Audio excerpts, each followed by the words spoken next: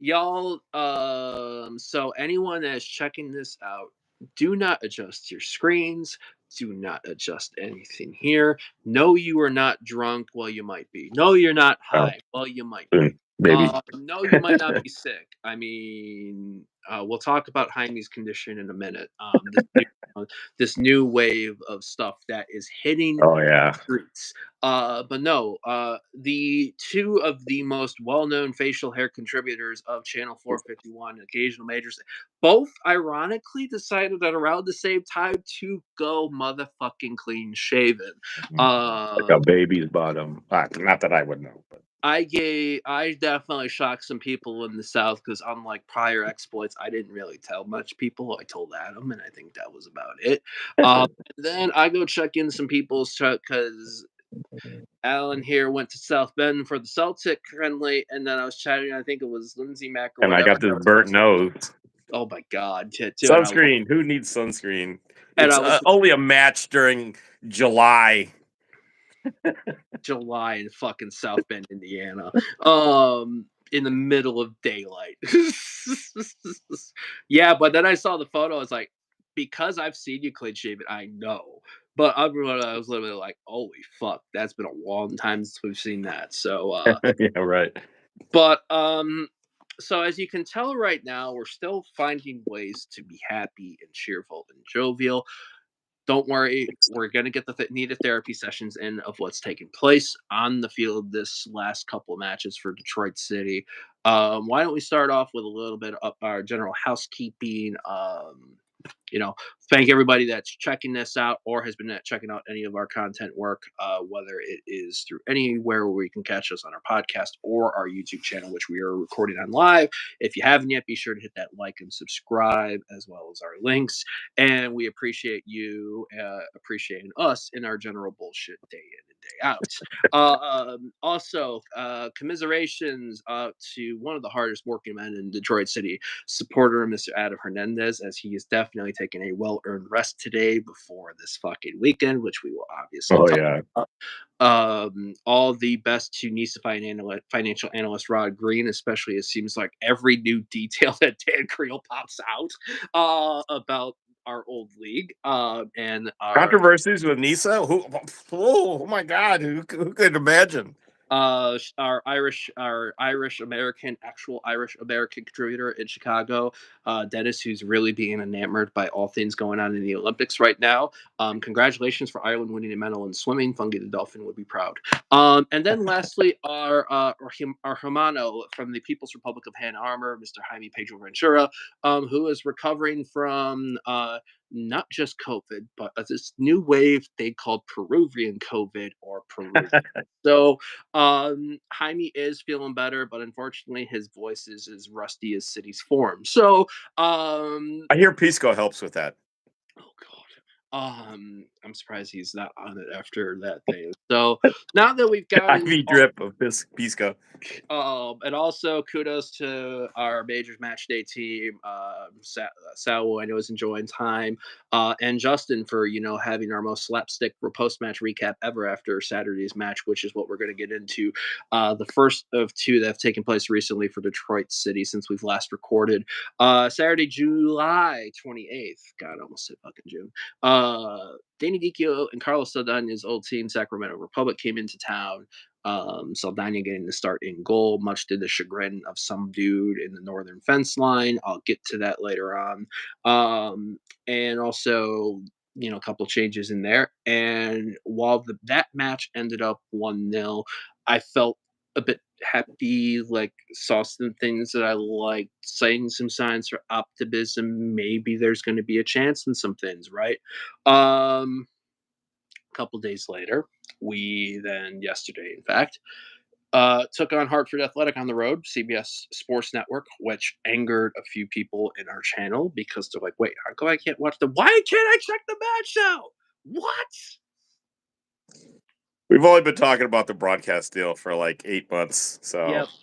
What can I do for you? I mean, come We on. had a lot of things planned and expectations, but it's a really humbling moment as a Detroit City supporter in 2024 when the unthinkable happens, and that is we lose to Hartford Athletic. A goal in the 23rd minute. City did have chances and shots on goal, but when you look at the actual quality, those that had to make somebody work, those are definitely more on Hartford's end. Yesterday being the debut of new signing Jasiel Cedeno, who Detroit City announced on Monday from Oakland Roots, 3 goals and an assist this year. Um, we'll talk about the one thing in the comment in the moment, but Detroit City's winless run now at 5 matches. Um, as painful for me to say this, 2 goals scored in these last 5 matches, one of them being an own goal. So, Yeah. um, what's your takeaway from these last two? A 1-0 loss that was kind of uplifting, and whatever the hell we're gonna call last night. Well, I mean, if I could figure out how to unstick this stuck team, they would have to start calling me the special one instead of the awkward one. So I don't. I wish I knew. I wish I knew how to get this feeling out of their heads because clearly it's in their heads now. And after a string of tough results, it becomes the trend becomes overwhelming and in mentally, and how to like kind of get things back on the track. I'm sure the coaching staff is trying to figure it out.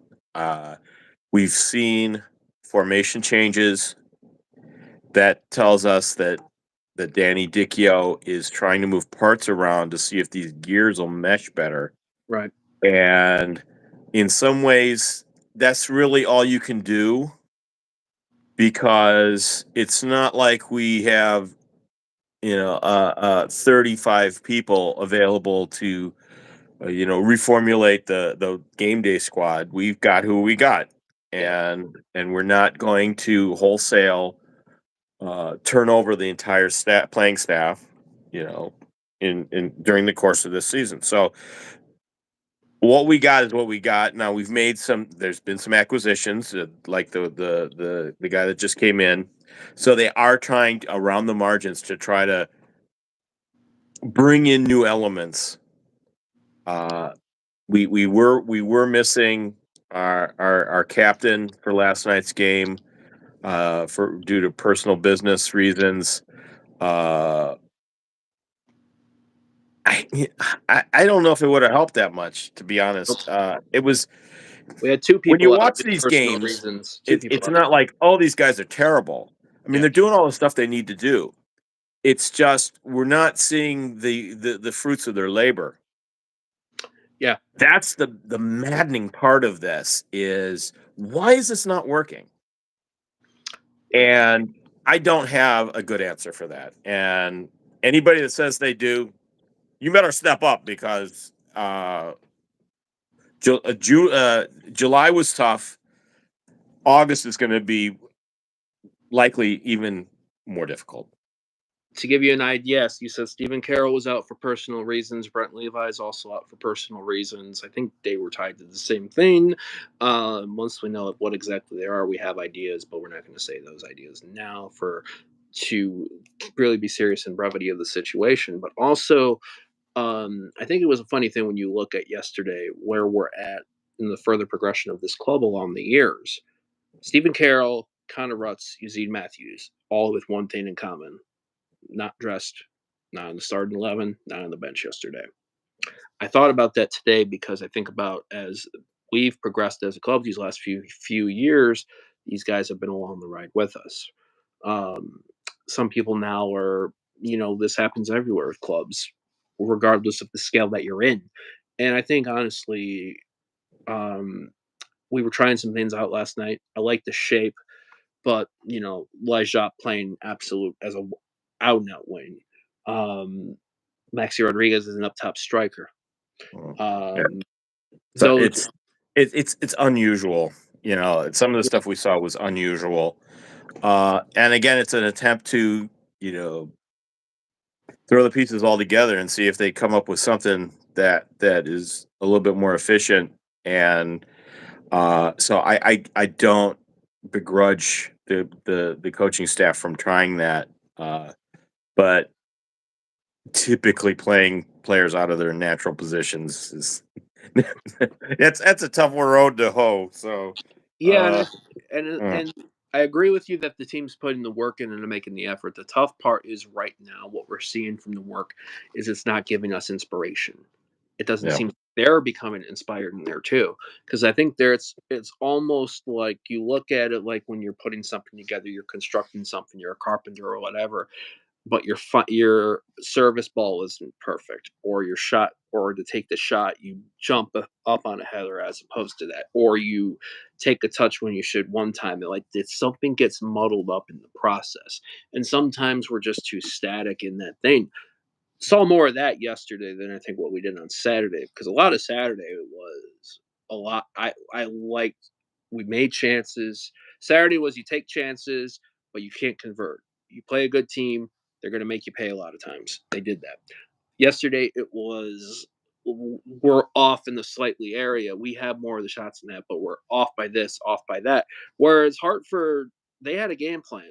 Fast people, go on the counter, run, make Nate Steinwasser stretch out to every angle to save.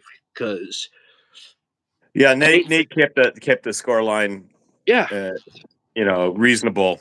That could have gotten out of hand quite a bit. yeah, Um, and I mean, it was good to see his performance because there's been some question marks about yeah. his form right now. But it was some classic Nate last night, and really the Hartford goal was off a defensive breakdown, Yep. and there was not a lot that Nate could have done about it because he didn't get the backup he needed in terms of covering the net. So Defensive yeah, breakdowns seem to be the thing in common this last month in particular. When you look at, we've dropped, our last runs at home, we've dropped 7 points in our last um, 4 matches at home. And now when you look at it early, like yesterday, the only difference was the goal gave up was earlier as opposed to later. So, um, you want to just talk about what's coming up Saturday, and then we'll break down what happened in the owners' meeting, so that way we get all the yeah, football stuff out of the way. yeah. Uh, So go ahead. so it's a short week. This month is a short month for Detroit City. So from July 27th to August 31st, Detroit City has 9 matches. We're already done with 2 of them, which means we have 7 more matches this month. Today's August 1st. Next match is very quick. Saturday, August 3rd. It is against a team that we are their last loss on June 8th. Somebody that I had the pleasure of jumping on Tide Talk again, formerly RIFC Nation. So shout out to Matt. Thanks for having me on. But Matt had mentioned that was the worst, what they thought was the worst Rhode Island performance of the entire season was when they played us. Mm. They've gotten good. They've been on a run, yeah. Have not lost since, a couple draws, but wins, including putting 5 on Louisville at Lynn. That is a feat that you got to credit to that. Not many people can do it. Yeah. No, I haven't seen many. Eintracht Frankfurt put 4 in on Tuesday. That tells you that on there. They didn't score 5. They scored 1 goal less than Rhode Island. But they didn't give up any. So suck it, Louisville. Anyway, this is now a tough situation because a Rhode Island team that was once near the bottom of the Eastern Conference when we played them 2 months ago is now level on points with Detroit City. Only difference is Rhode Island has played 1 game more. But now it is a 6-point contest. This coming Saturday, 2 days from now, August 3rd, 4 p.m. Originally, it was a 7 p.m. kickup, but the good folks at CBS, not CBS Sports, CBS, the mothership, decided, you know what? Let's put this game on national so we can show everybody how rough we might look. Kickoff moved up from Great 7. timing for us. Yeah, the best timing in the world. 7 p.m. to 4 p.m. So it is to give a run. We'll give a breakdown of what does this mean in terms of the what you might expect getting if for those that are going to the game on Keyworth. Um, but also the fun factoid was the last time CBS tried to have a game national at 4 o'clock was on Sunday, July 21st. But then a crazy little thing happened in the election.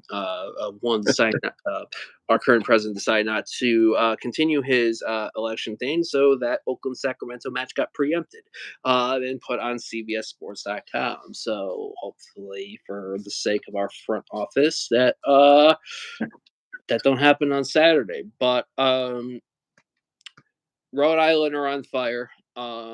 They've made some adjustments. They've gone back to a shape that I don't think brought them success early on in the year, but now their players are clicking.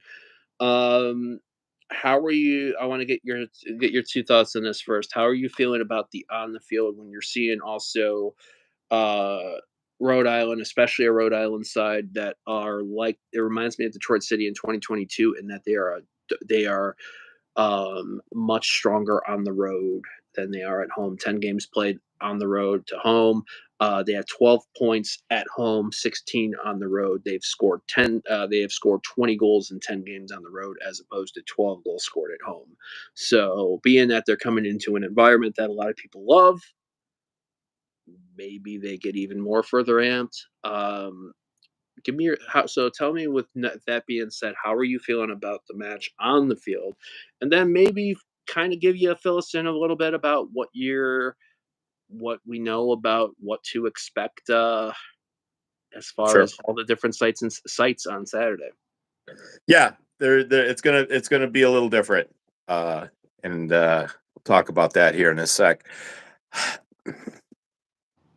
I don't have a lot of expectations about seeing a different Detroit City than what we've been seeing.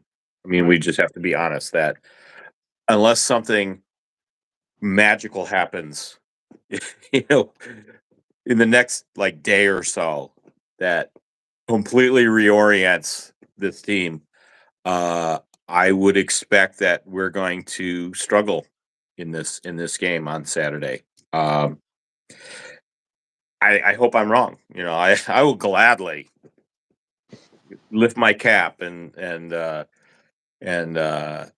say mea culpa Yeah. if in fact we come out blazing and really stick it to them. But it's given the performances, not just in the last two performances, but going further back than that, uh, it's it's just rough.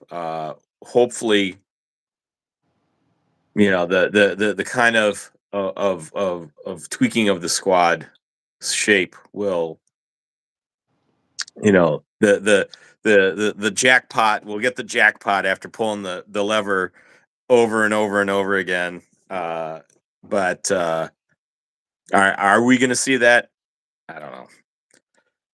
It's it's going to be different in terms of the experience in Keyworth because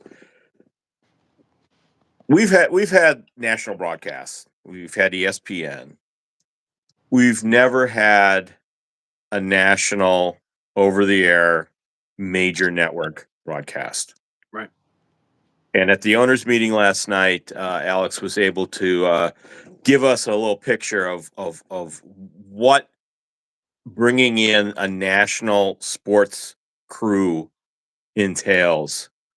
It's their production; they're doing it all, and that they're bringing in the circus, all three rings. Uh, what did he mention? The crew is they're going to have 60 people working this game, and they're showing up tomorrow, and setup begins tomorrow. There's and it's just going to be nonstop after that. What do you say? Between 16 and 18 cameras. Now, I've been in Keyworth Stadium, historic Keyworth Stadium, Yep. and we typically have what, three cameras, four cameras, maybe. There's going to be cameras in the press box, cameras on the West supporter side, cameras on the actual supporting side. There's going to be cameras everywhere, and I don't even know how they're going to set this up. So I can't wait for the play by play of the play by play, and uh, it's going to be something that we've never experienced before, and uh, it's a huge production, and it's going to be Keyworth, and we know the stars at Keyworth are the supporters, and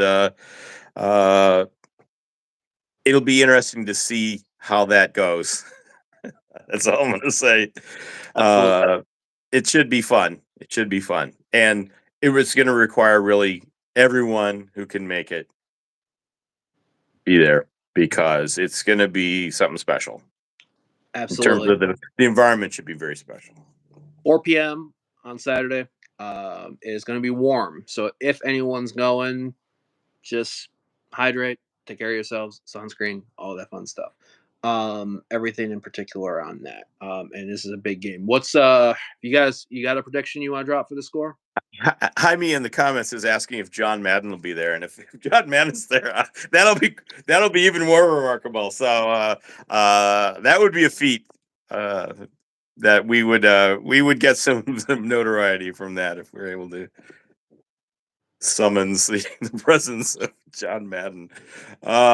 Prediction.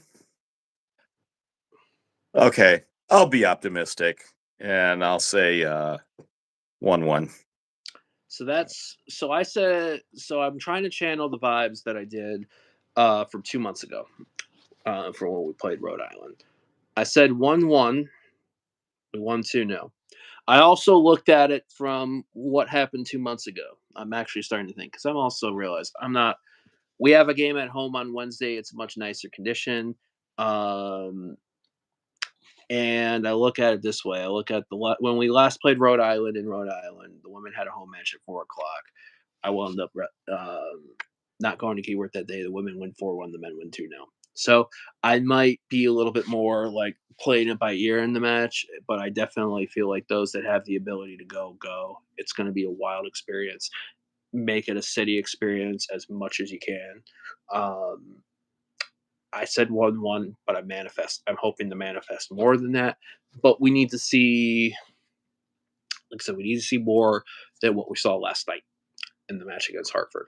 Yeah. And if we do that, then there's a chance to quote the old rather be like, it could go this way, or if it doesn't go this way, it means it goes that way type thing. So you had mentioned yesterday in the owners meeting with Alex, what he mentioned. I know that was at Brew Detroit. That was before the watch party for those that made it in there.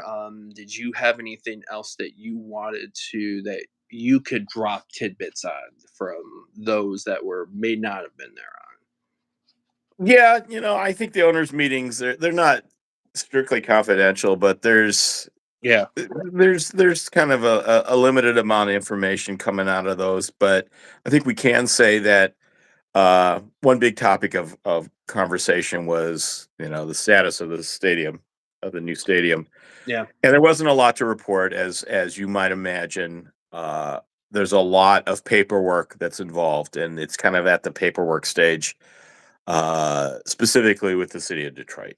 So when you want to build a big building, and a stadium certainly is a big building, there's lots of city departments that want to weigh in on it and put in their 2 cents about what they are okay with and what they're not okay with. So that process has been going on. Sean Mann did, and he's Sean is working pretty much. This is his main job right now, is working on the stadium prep. He did say that they're hoping that perhaps in a month or so, there may be more information that they can kind of put out there, and it'll probably be in the context of the next owners meeting. So we'll see if that happens. It's there's other stuff that we should expect. They have engaged some professional design firms and engineering firms who are going to kind of be part of the process of moving this thing forward. One of the things that was mentioned at the launch meeting way back in May was that they are going to have consultation groups with city supporters, fans, other interested people, community members, and that process should kick off soon. Right? Again, no particulars, but they are still going to do that. How far along these proposals are is a little unclear, and it was even unclear last night. It's not a blank piece of paper, I would say, but it's not. Neither is it a blueprint. So I think there is the capability to kind of shape how this thing is gonna end up. Still at this point.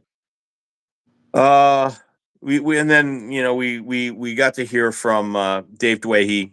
He gave a wrap up on the W League, the hugely successful W League season, and he was able to get some flowers for his work, his staff's work, and all the players. And uh, it's it's hard to overstate just how huge that was. And I think we're all kind of, even though it just got done, we're ready for the next round, which is very likely to also include another winter indoor season. What that will be with who in terms of opponents and leagues and things like that, that's a little bit TBA. But there's an intention of pursuing that, and given how wildly successful that was from both the players' viewpoint and also for us as supporters. I mean, it was some of the most fun I've had at a city event since really the beginning. So I think everyone wants to keep that vibe going for sure. I mean, with a comment saying a 16-game season against Waza and only Waza. I'm pretty sure that'll be a high scoring goal differential by the end of that series. Yeah. So yeah, I think there's a lot of good notes. There's always something new and fresh and interesting. I feel like that's going on, and I'm sure once we get closer to, like you said, down the line for whatever's the meeting or the next point, there's plenty more details I think that we're going to be learning, both like whether it's the stadium or other things that we're learning about the club in particular, or if that maybe means Yanni's replacement for coaching on there too. So Right. Christina Torres also too. Pumas Liga MX. Congratulations to a former City player, another one to make a Liga MX side. So plenty of fun things in there, and definitely you said it best to all the involved in the women's staff, Dave Leahy on the coaching staff, all the flowers and then some for a season that was, and what I think could set the tone for future Detroit City women's teams. So I think we've given a brief preview on everything on there. Did you have anything else that you wanted to throw in closing? Uh One little tidbit that came out in the Q&A. Uh Even though we're moving to a new stadium, we are going to be at Keyworth for at least a couple years. So that still is our home, and there are going to be some maintenance improvements. Some of the bleachers look kind of rugged right now, Yeah. and there's also going to be some capital improvements on both Keyworth and Veterans Park there uh, in the near future. Sean was actually coming from a meeting with Hamtramck School Board and talking about kind of Keyworth's future and how we can kind of maintain that as a facility for the community going forward. And he said for the first time really ever, there was a lot of good reception. So that's promising. And Yeah. we'll have to see how long that takes and stuff like that. But that's definitely on their minds. They want the game day experience for the games now to be as good as it can be as we plan for the future. Absolutely agree with you on that. And I think that's especially great to hear too, because I think that helps maybe quell some fears potentially of what we feel like could once the day comes that we leave. When you look at the condition that Keyworth was in before the move to Cast Yeah, Tech for sure. to now, we're going on a decade, so it will be a decade plus when the time comes for the new stadium. So I think all that's good to know. I'll be curious to see how that develops. So there's two factoids I'm going to bring up. I'm going to bring up the I got a sort of lighthearted one that can be sort of serious if some people have on, and one that's going to be kind of serious on here that I feel like I want to talk about. So I'm going to start off with the serious one. And I want to use it on here because the ability of having this outlet, whether it's our lives or our tunnel talks or anything like that, it allows us, if there's anything that we feel about the club or experiences or anything like that, we can be able to talk about it. Alan, you've been in almost an OG city, even more so than I have. I'm going on year 7 or year 8 on here, and we are, whether you are deep, deep, deep in supporter culture, whether you're just on there a casual, your first time or anything, there's a connection that many people have to Detroit City that is incredibly in there. That is different than all the other clubs in the city. It's passionate. It becomes personal. It becomes an extension, and it becomes a piece of you. And sometimes passion rules the game. Passion is heavy. Passion controls everything more than the head. Um, but I also know that if you might be frustrated, if there's people that are passionate about certain things or frustrated about certain things, I feel like there's times and places to voice out your frustrations and wonder why somebody is not starting or this or that. I don't think the time for that is in a handshake line when you Mhm. have players and you're talking to coaches and you're critiquing coaches for deciding how long you should be, um, how why they're taking so long shining up with people of a former team, people that they were colleagues, they were people that that person coached. Um, I understand that wins and losses are important. I understand that the club and our love there is important, but let's also be human beings. And let's also getting into an argument and shouting match and raising the ire of players and coaches in a moment because somebody you love as a goalkeeper is not playing. Not the right thing on there. And somebody could tell me I'm wrong for that. But we're all in this thing together for Detroit City, whether you're players, coaches, supporters, front office. So that's my little shtick on there. Just because I was a bit more angry about that on Saturday than I was about the actual result because I thought Mhm. the play was great.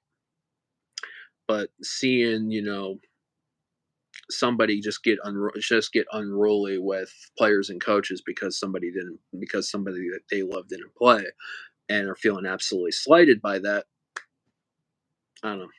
But I wanted to at least get that out there just because I feel like we realize that not only is this a space to let people know, but sometimes this is an ability for us to voice the things that we feel, the good, the bad, and everything, the ugly, and everything in between that. So now on to the lighthearted ish. Alan, you know what I was about to talk about on here. Jaime, I think also too, who's been keeping the chat going. Our friend who's on the post rusty side of the Peruvid, and that is um, a running joke or a suggestion made to me, or question raised to me by uh, Joe Novak on Saturday near the end of the Detroit City Sacramento match has led me to do some deep dive and created some more poking and prodding. And that is since last season, the one of the Detroit City outfield kits. So this is non-goalkeepers. Um, have had verdigris, specifically mint verdigris. whether as shorts, whether as a crest accent, whether as a number. In this year's last year it was a prominent part of the away kit.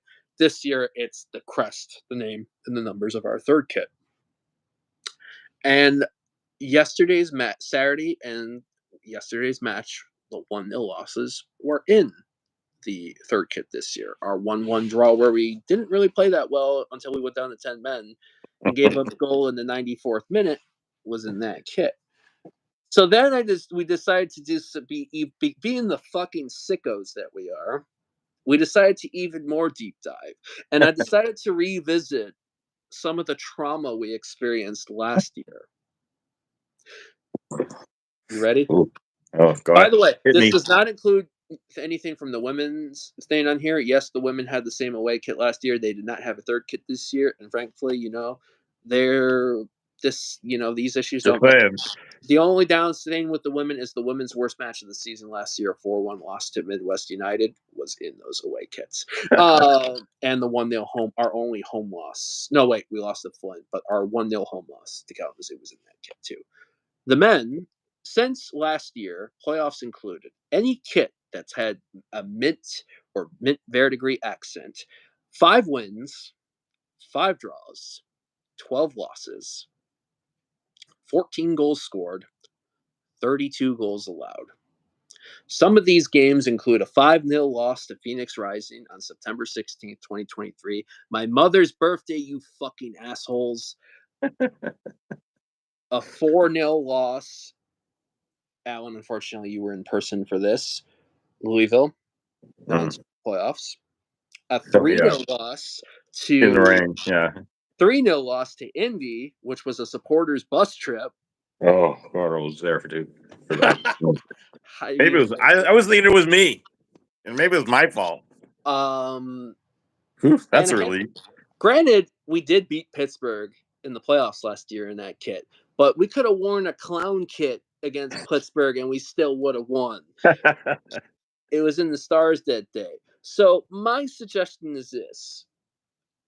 I get that verdigris is an important part of the Detroit city identities these days. It's an important part. Verdigris is an important part of city of Detroit, period. The spirit of Detroit, any of the cultures and all that. Damn right, Jaime. All these type of things. But maybe we should take a break on verdigris. That sounds like a good idea. Or maybe take a break on the mint, because is mint an accurate representation of verdigris? That's a topic for another time. But I feel like the numbers are starting to come up with a trend that unfortunately we cannot ignore no longer.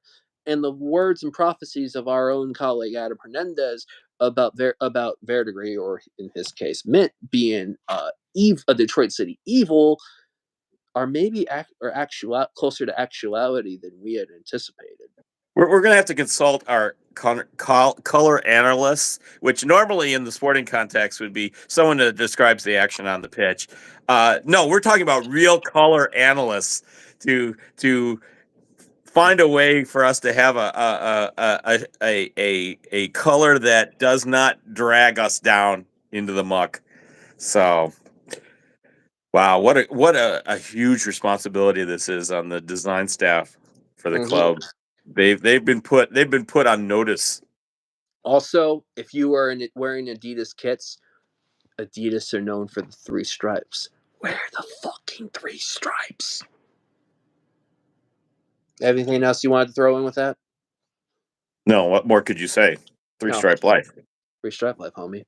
If you're not going to wear the 3 stripes for Adidas, go to somewhere else that's cool, like Macron. Shout out to Crystal Palace kids. You guys are dope. No, I would have to like get a whole new wardrobe if we ever switch from Adidas. My wardrobe would be hugely impacted by that. So I know it may happen. Who knows? But Jaime that would be a sad day. Jaime would love Kappa because that means he gets to complete the circle from the track jacket he was forced to give back when he was a kid due to Kappa's but also I think that could with time on there. But yeah, no. So if anyone else that knows these trends, any other interesting Detroit city trends, feel free to reach out to us. That you can reach out to us on Twitter at 451DET, or you can be the old-fashioned way, 451DET@gmail.com, or And once we find the password, we'll answer you. yeah, I mean, yeah, if I looked at stuff, but yeah, I mean, nothing really has been interesting. I think I saw the post-it note where that's written down somewhere in the tunnel. So Yeah, I wonder if I left that in there. Shit. I don't know, but or I mean, maybe you can. I mean, y'all know where or reach out to us, Alan. Where can folks find you and your occasional takes? uh I'm more on Threads these days because of reasons.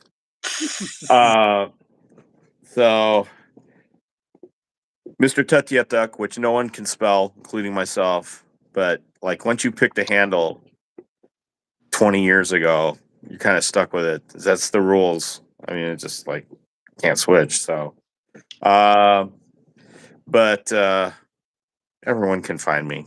I'm at the games typically. So, You can find me Twitter, Instagram, Discord, GM Comats, as well as you can follow not also the Majors Detroit at TMSNX Detroit on Twitter. I know they're on Threads and Blue Sky. Adam does all that stuff. I just occasionally put words in a tweet, and in my face on videos on there. So there's some cool stuff coming on there. We'll be doing another Make City Make Spence next week with Sean Spence.